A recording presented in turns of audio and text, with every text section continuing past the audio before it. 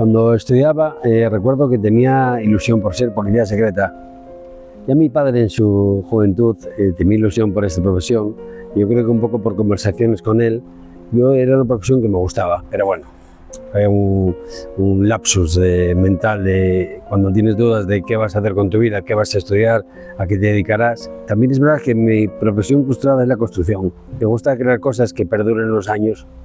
Y no por el hecho del negocio en sí, sino porque es una cosa que me gustaría algún día poder decir, mira, ese edificio lo hice yo, esa casa la hice yo, esa obra la hice yo. Creo que es algo muy gratificante también, dejar cosas que perduren con los años. Yo tuve un accidente con 25 años, me creía inmortal, asumía riesgos inasumibles, hacía barbaridades en mi día a día, en las carreras, en todo, pues era una persona que no tenía miedo a nada.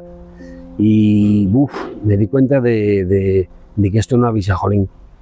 De que de repente despiertas de una siesta y llevas 10 días durmiendo y te das cuenta un poco de lo poco que somos, la verdad.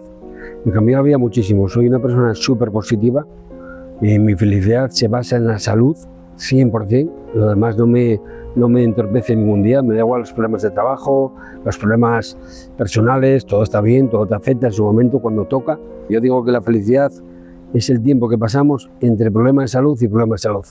El resto del tiempo es todo prime. Y esa es mi premisa, creo que mucho más consciente desde que tuve el accidente. Yo siempre tenía un poco la imagen de las películas, ¿no? Siempre pensaba que si eras fuerte, eras luchador, en un momento la muerte pues te dejaba agarrarte a una rama, te dejaba agarrarte a la vida otra vez, pero me di cuenta ese día de que no te avisa para nada, de que igual da la capacidad que tengas, la visión que tengas, lo luchador que seas, que esto no te avisa, apareces y desapareces como si el que se echa a dormir una siesta de 20 minutos y duerme 4 horas. Sí. Pues a mí me pasó, pero 10 días. Tengo 46 años, soy joven, pero llevo mucho picado con esto de la hostelería de mi vida, mucho hecho. Y no tengo grandes ambiciones de decir montar en Madrid, montar aquí, montar allá. Mira, me han propuesto abrir restaurantes en Madrid un montón de veces, gente me han dicho ¿por qué no te vas ahí? ¿Por qué no te vas aquí? Para mí es muy importante es ver a mi familia todos los días. Para mí eso es vital, o sea, yo no podría perdonarme pasar temporadas grandes fuera de mi zona. Es Asturias, es Oviedo, es mi zona, tendrá unas cosas, le faltarán otras, pero el día que no estemos aquí, si nos pudieran dar la oportunidad de decir, te voy a dar una hora para que bajes a la tierra, dime qué querrías hacer. Todos diríamos, pues yo querría estar con mi gente. Me da igual dónde, me da igual en una silla de plástico en un garaje, pero querría estar con mi gente. Pues yo quiero quemar eso todo lo que pueda. Ojalá se pudiera medir cuánto vendes de más por hacer esto, porque si así se pudiera hacer sería más fácil ir a la aventura, porque al final tendrías unos datos muy reales. Pero continuamente, no es un peregrinaje diario de decir venimos por el queso, pero cada poco te encuentras clientes que por entrar en conversación con ellos o por lo que sea, pues al final te dicen pues, que están aquí porque lo vieron, porque vinieron de vacaciones, porque habían escuchado hablar por el tema del queso, y al final, bueno, pues esas pequeñas visitas, esas visitas directas por ese producto te ayudan mucho a volver a pujar por esto.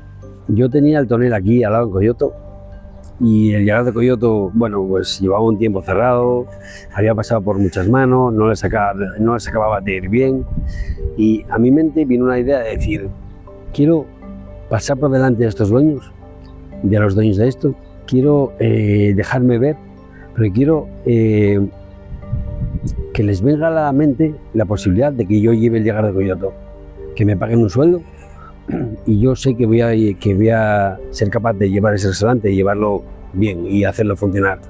Entonces, mi primera visita a ellos fue solo con intención de abrirles esa posibilidad.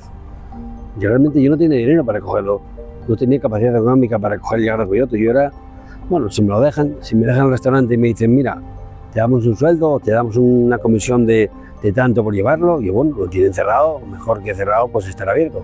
Y bueno, fue todo lo contrario, porque al final me vieron como un cliente potencial, me pidieron una millonada por ello. Y más bien es eso, no tenían esa visión de decir, pues vino un chaval por aquí a vernos, que funciona bien, que tiene experiencia en este sector, que es de la zona, vamos a dárselo a probar porque está cerrado y esto es una ruina. Y después sí me llamaron otra vez para hacerme una contraoferta y más, y bueno, ya llegamos a un acuerdo.